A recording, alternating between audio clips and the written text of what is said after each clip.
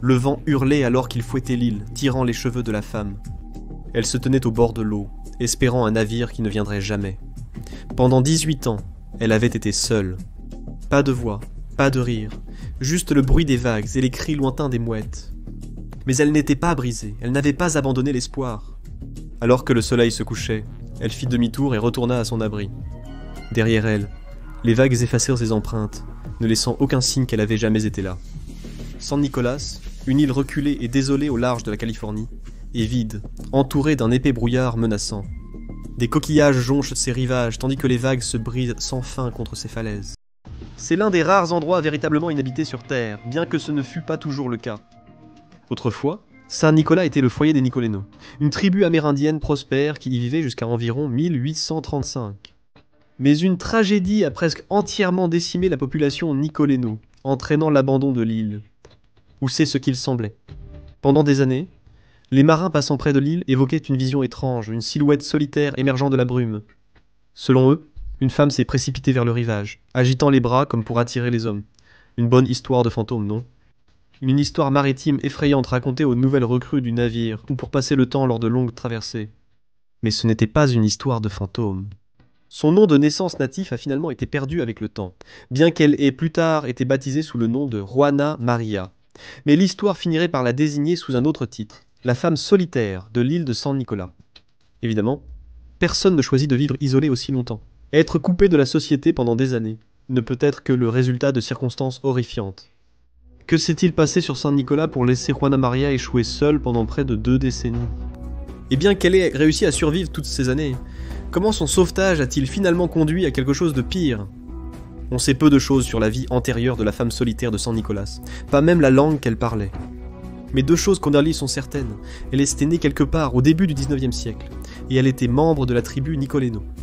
L'histoire précise des Nicoléno n'est pas largement documentée, mais on pense qu'ils ont habité l'île de San Nicolas pendant au moins 10 000 ans. Pendant cette période, les Nicoléno ont prospéré, construisant de nombreux établissements sur l'île, un exploit impressionnant pour une masse terrestre de seulement 14 500 acres. Les Nicoléno étaient d'habiles navigateurs, construisant des canoës pour voyager et commercer avec les tribus voisines, comme les Gabrielinos et les Chumash. Pour la plupart, les Nicoléno avaient tout ce dont ils avaient besoin pour survivre. Les eaux entourant San Nicolas étaient riches en poissons, baleines, loutres de mer, et un approvisionnement régulier d'ormeaux, une sélection de fruits de mer, qui non seulement les maintenait bien nourris, mais fournissait également des biens précieux pour le commerce. Mais cette abondance ne passerait pas inaperçue éternellement. À cette époque, des chasseurs Aléoutes d'Alaska sont arrivés sur l'île, non pas pour se nourrir, mais pour les précieuses peaux. La fourrure de loutre de mer était tellement prisée par les commerçants qu'elle avait même son propre surnom, l'or doux. Les Aléoutes avaient prévu de chasser autant de loutres de mer qu'ils le pouvaient, avant de rentrer chez eux, avec la précieuse cargaison, et c'est cette ressource abondante qui a conduit à une rencontre entre ces chasseurs et la tribu Nicoléno, une rencontre qui allait finalement changer la trajectoire de la vie de Juana Maria. En 1814, 30 redoutables Aléoutes, chasseurs natifs d'Alaska, sont arrivés sur l'île de San Nicolas, à bord du navire brigantin Ilmenia, ou Lydia, sur ordre de la compagnie russo-américaine, une corporation créée pour étendre la colonisation. Les chasseurs ne faisaient pas que passer, ils prévoyèrent de rester.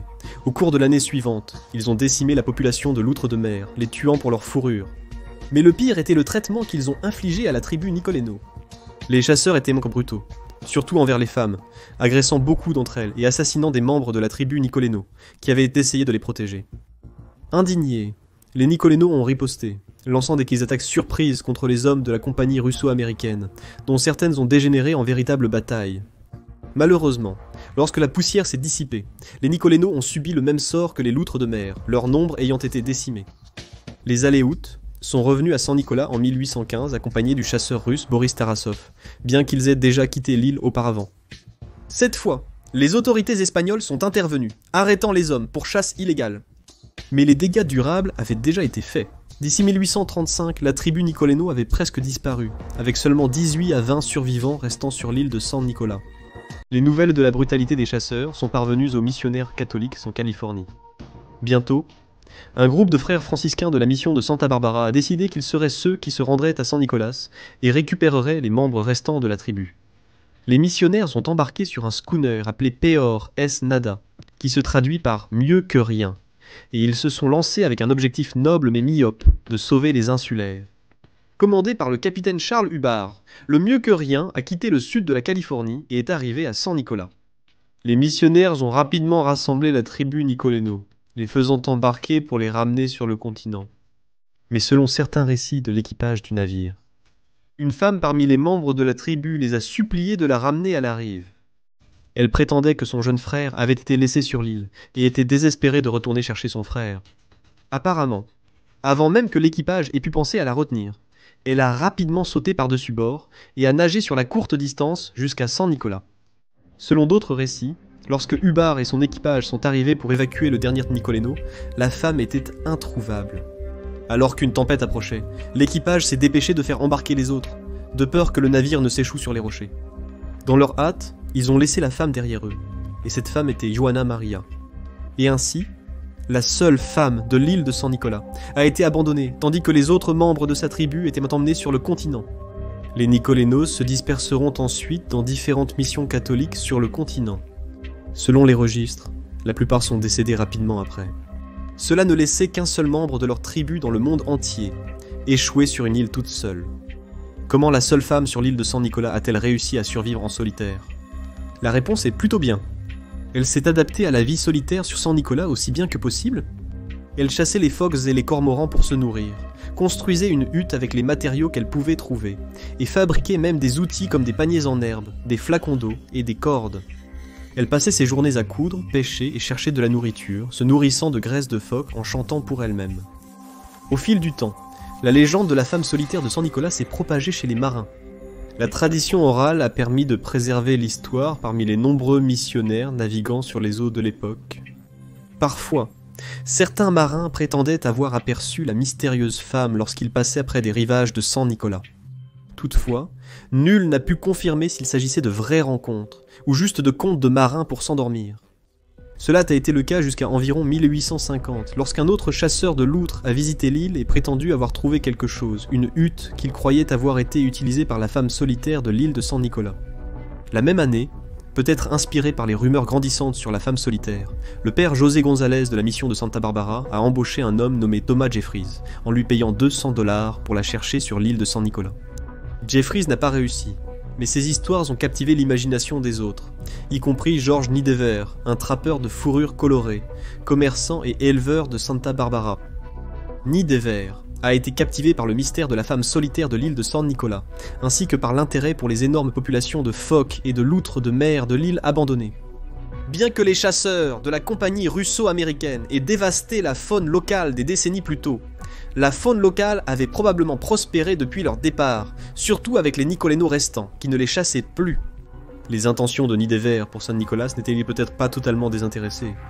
Après tout, l'homme était dans le commerce de la fourrure et pouvait encore tirer un bon prix pour cette douce fourrure de loutre de mer. George Nighthaver tenterait donc 3 fois de faire le voyage jusqu'à San Nicolas. Lors de ses 2 premiers voyages, il n'a pas pu localiser la femme, et il aurait échoué complètement dans son entreprise s'il n'avait pas fait une autre expédition sur l'île. En automne 1853, Nighthaver a envoyé une autre équipe de recherche, cette fois en empruntant un itinéraire différent à travers l'île. Le groupe comprenait 4 Amérindiens du continent, certains de la tribu Chumash, ainsi que Carl Dittman, un chasseur de loutres local. Nighthaver était convaincu que la femme solitaire de San Nicolas était là, et qu'elle avait délibérément échappé à ses efforts pour la trouver lors des 2 tentatives précédentes. Carl Dittman a rapidement découvert une trace de pas humain sur la plage. Il y avait aussi des morceaux de graisse de phoque qui avaient été laissés à sécher au soleil, ainsi qu'un panier de plumes de cormoran, et des outils faits à la main, laissés près du rivage. Ils sont également tombés sur une cabane faite d'os de baleines et de broussailles. Quelqu'un était clairement ici. Ou du moins, avait été là. Mais même la présence de ces effets personnels prouvait que la femme solitaire de l'île de San Nicolas était vivante, alors Nighthaver a fait faire un test à ses hommes pour prouver qu'elle était toujours là. Ils ont dispersé ses affaires sur le sol, s'aventurant suffisamment loin sur l'île pour être hors de vue de tout observateur potentiel. Quelques heures plus tard, le groupe de recherche est revenu à l'endroit où ils avaient trouvé les objets, pour découvrir que quelqu'un avait rangé après eux, le panier de plumes ayant été soigneusement remballé. Peu après, le groupe de recherche a trouvé la seule femme de San Nicolas, leur coupable. Elle avait été seule sur l'île pendant 18 ans. Elle portait une robe confectionnée avec des plumes de cormoran, cousue avec du fil fabriqué à partir de tendons. La robe était assez longue pour descendre jusqu'aux chevilles, lorsqu'elle se tenait debout, démontrant le temps et l'effort nécessaires à sa confection. Elle ne portait pas de couvre-chef. Ses cheveux épais et emmêlés tombaient sur ses épaules. Des années au soleil l'avaient décolorée en un brun rougeâtre. Entourée d'une meute de chiens fidèles, elle était assise en tailleur sur le sol, séparant méthodiquement la peau de phoque des morceaux de graisse. Elle tenait un couteau rudimentaire pour découper la peau. L'outil, comme les autres, était un simple morceau de fer martelé dans un manche en bois, fabriqué à la main. À proximité se trouvait un tas de cendres, des os de poisson et de canards jetés, et d'autres restes d'aliments cueillis. Le tas était empilé haut, indiquant combien de temps elle vivait là-bas. Elle avait fabriqué des paniers en herbe tapissés d'asphalte pour contenir de l'eau. Elle avait ramassé des tendons sur les carcasses d'animaux morts et les avait transformés en cordes de fortune. Une corde de tendons était attachée entre deux poteaux distants de plusieurs mètres, suspendant des morceaux de graisse de phoque. Alors que le groupe de recherche s'approchait d'elle, ils ont remarqué qu'elle avait environ 50 ans, de taille moyenne et clairement encore forte et active, et la femme seule souriait pratiquement en continu, même si ses dents avaient été usées presque jusqu'à ses gencives. Il serait facile de supposer que la femme seule de San Nicolas serait surprise par des étrangers sur son île. Après avoir survécu à l'invasion Aleut de 1814 et passé près de 2 décennies seule, l'apparition soudaine de visages inconnus pourrait être une expérience éprouvante. Apparemment, elle n'a montré aucun signe de peur ni de surprise, même la nuit avec son groupe de recherche. Elle a plutôt offert de la nourriture à ses visiteurs. Cependant, il y avait un obstacle majeur. Personne ne pouvait la comprendre. Les membres de la tribu Chumash qui avaient aidé à la partie de sauvetage ne parlaient pas sa langue. Grâce à un certain nombre de mots qu'elle prononçait et de chansons qu'elle chantait qui ont été enregistrées, les linguistes modernes pensent qu'elle aurait parlé l'une des langues uto-aztèques natives du sud de la Californie. On pense que la femme solitaire de San Nicolas parlait une langue similaire à celle des Luiseños du nord du comté de San Diego et des Juaneños près de San Juan Capistrano. Ces deux groupes commerçaient avec les résidents nicolénos de l'île de San Nicolas. Il est donc probable que leurs langues se soient influencées mutuellement. Le groupe de recherche supposait qu'une fois la femme solitaire réintroduite parmi d'autres peuples indigènes, elle pourrait décrire en détail ce qui lui était arrivé, bien qu'ils ne puissent pas lui parler directement. En chantant, elle a révélé que son fils avait été tué il y a plusieurs années, alors qu'il était encore bébé. Un groupe de chiens sauvages, dont un certain nombre infestait toujours San Nicolas, avait tué l'enfant. Depuis lors, elle semblait avoir survécu principalement d'un régime de fruits de mer et de viande de phoque qu'elle avait elle-même chassé. La nuit, la femme solitaire montrait à ses visiteurs comment elle chassait exactement les phoques. Et elle créait des lignes de pêche avec leurs tendons et des hameçons en coquillots d'ormeaux, alignés sur le rivage. Elle a également révélé les grottes où elle s'était cachée lors de l'invasion Aleut de la compagnie russo-américaine. La seule femme de l'île de San Nicolas se lierait rapidement d'amitié avec Night Ever et tout son équipage. Bien qu'ils n'aient pas pu comprendre son vrai nom, ils ont commencé à l'appeler « Mieux que rien », en référence au navire missionnaire dont elle aurait soi-disant sauté 18 ans plus tôt. Bien que personne ne puisse comprendre la langue qu'elle parlait, la femme solitaire ne cessait de parler. Et quand elle ne parlait pas, elle chantait, et était apparemment très douée aussi. Le groupe de recherche finirait par rester sur l'île avec la femme solitaire pendant environ 1 mois, apprenant sa vie sur l'île et les diverses méthodes de chasse et d'artisanat sur lesquelles elle comptait pour rester en vie. L'équipage qui l'a trouvée a pu constater de première main l'ingéniosité qui lui a permis de vivre seule pendant si longtemps. La femme solitaire gardait chaque morceau de nourriture qu'elle avait trouvé, économisant même les os d'animaux pour sucer la moelle une fois que toute la viande avait disparu. Elle connaissait tous les endroits parfaits pour recueillir de l'eau fraîche et du bois de chauffage. Elle a même démontré à Night Ever comment fabriquer une cruche imperméable en utilisant des pierres chauffées et de l'asphaltite, tout comme ses paniers. En retour, certains récits indiquent que l'équipage a empaillé un phoque pour elle, un geste qui a ravi la femme solitaire. Elle l'a suspendu au toit de sa cabane avec plusieurs cordes de tendons, d'après Carl Dittmann. Apparemment, elle se couchait sur le dos sous celui-ci et le balançait d'avant en arrière, se divertissant pendant des heures à la fois. Le jour est venu pour le groupe de recherche de partir, et la femme seule les a volontiers rejoints. Elle ne portait qu'un seul panier rempli de ses vêtements, les seuls vestiges de sa vie sur l'île. Elle a été conduite à la mission de Santa Barbara et confiée à Chevalier Ever et son épouse. La femme solitaire était apparemment extatique à son arrivée à Santa Barbara, fascinée surtout par la vue des chevaux. Selon une histoire, quand elle a vu un homme à cheval pour la première fois, elle pensait qu'il ne faisait qu'un.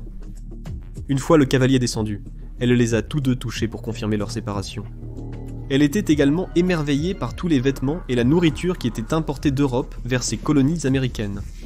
Rapidement, la seule femme de San Nicolas est même devenue une sorte de célébrité locale, attirant l'attention curieuse de toute la région. Des résidents de toute la région de Santa Barbara, et même de plus loin, se déplaçaient pour la voir, ce qui la ravissait énormément. Elle recevait de nombreux cadeaux de ses visiteurs, qu'elle n'acceptait jamais, et les passait aux enfants de Nidever. Pendant cette période, il a été suggéré que George Nidever a reçu une offre d'un spectacle de cirque qui voulait exposer la femme solitaire, mais heureusement, il les a refusés. Après de nombreuses années de solitude, la femme semblait heureuse d'être à nouveau entourée d'autres personnes. Cependant, aucun de ses compatriotes de la tribu Nicoleno n'était encore en vie, ce qui signifie que personne ne pouvait la comprendre. Des tentatives ont été faites par plus d'Amérindiens Chumash locaux et des prêtres multilingues qui faisaient bientôt partie de la mission. À un moment donné, ils ont même envoyé chercher un groupe de Tongva, peuple indigène du bassin de Los Angeles, qui avait autrefois vécu sur l'île de Santa Catalina, pour voir s'ils seraient capables d'interpréter son discours, mais ils ont également échoué. Cependant, il existe des récits de Fernando Quetzalcoatl Librado, un ancien Chumash, qui a tenté de traduire les paroles d'une chanson chantée par la seule femme de l'île de San Nicolas. Il a récité les paroles de mémoire à un homme, un indien cruzeño, qui parlait une des langues chumachanes éteintes. Pour autant qu'il puisse en juger, alors que la femme seule chantait.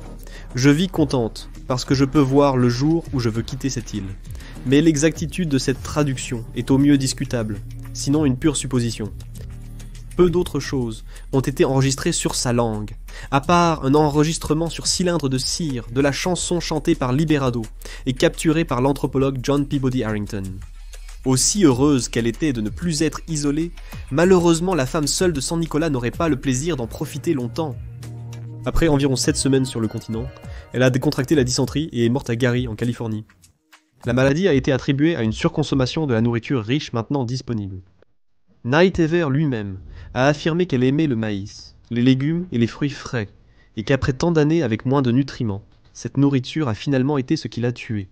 Sur son lit de mort, l'unique femme de San Nicolas a été baptisée catholique sous le nom de Juana Maria.